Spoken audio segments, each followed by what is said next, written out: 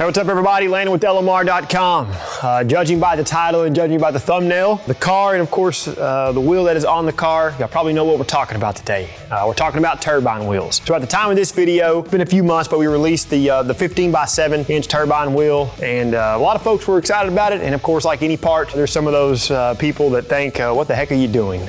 Regardless, it's been great for us. It serves the correct purpose for the 1987 to 1990 cars that came factory equipped with the turbine wheel. But as time has gone on, within the time frame of the 15 by 7 inch wheel coming out, we thought that there could be some extra real estate, if you know what I mean, out back. Today we're talking about the rear 15 by 9 inch turbine wheel. So all the great same characteristic features from the 15 by 7 inch wheel is going to be incorporated into the 15 by 9 inch wheel. So bright silver painted windows, a machine lip, machine face, and it's also clear coated, so cleaning the wheel is going to be extremely easy compared to the factory turbine wheel. Well, what we changed, other than the width, going from 7 inches to 9 inches, we changed the offset, which of course, changed the backspacing as well, because they go hand in hand with one another. But what this allowed us to do, this allowed us to add, not gonna say concave, but we were able to sink the hub area, more inward and bring the face of the wheel outward. So at the right angles and the right looks, we get kind of a bigger pocket of the turbine area versus the 15 by 7 inch wheel. Man, it looks really good. You could take a step back and I'm telling you, it's ready to party, especially with that Mickey Thompson ET Street SS on the back of this thing. All right, so talking about specs, typical LMR fashion, I always like to tell you guys the specs. So the 15 by 9 inch turbine wheel, it's 15 inches in diameter, it's 9 inches wide.